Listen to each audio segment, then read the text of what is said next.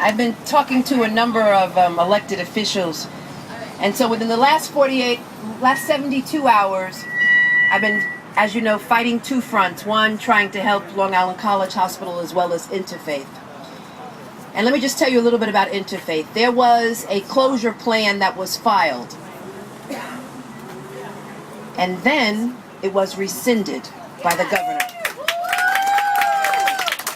But it wasn't, he didn't do it on his own volition. It was elected officials representing that community who organized and went to the governor in Albany. But we are still concerned about Interfaith because it is on life support. And LICH too is on life support.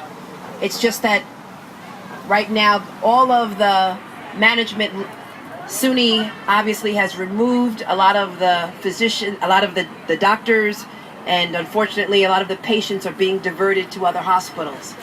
And you see, I was called to Brooklyn Hospital on Friday afternoon. I represent Brooklyn Hospital. And I was called to Brooklyn Hospital because there were 5 fistfights in the emergency room. 5. Because we're diverting patients to Brooklyn Hospital, Methodist Hospital, etc. And it spilled out into my district. And someone called me and they said, Tish, you need to come over to DeKalb Avenue. You've got a problem. And so I had to run over to DeKalb Avenue with the police, and we had to resolve some of the issues because it's individuals obviously are heated. They're concerned with regards to their loved ones who have to wait on average between 13 and 15 hours for care. It's just totally unacceptable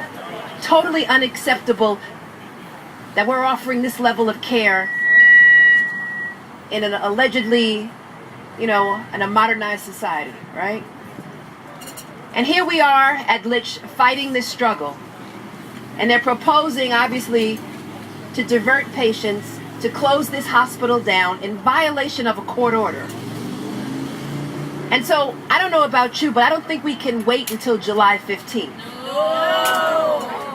I don't know about you, but I don't think that we can stand idly by and allow them to divert patients. I am happy that we're going to court Monday, that the physicians are going to court Monday.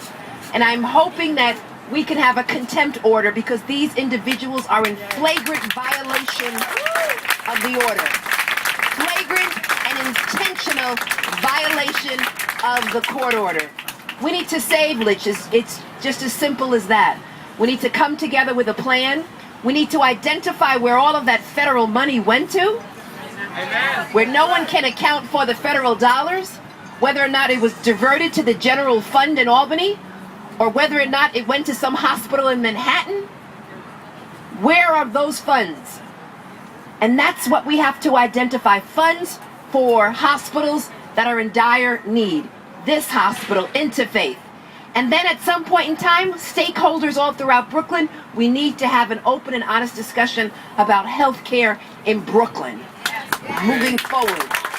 But until such time, we need to cease and desist. We need a moratorium. We need to identify money.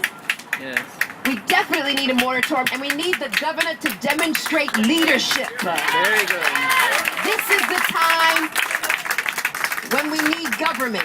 And this is the time that individuals and elected officials have to show what they're made of, which is why we elected them. This is the time when government should be at its best. This is the time when government should step in and say, listen, we need a hospital in downtown Brooklyn and central Brooklyn, given all of the healthcare needs in the borough of Brooklyn. We need to provide emergency funds. We need a moratorium. We need a plan. We need to save LICH. We need to save all of these jobs, and we need to provide quality health care in Brooklyn. So I'm here with you for the long haul.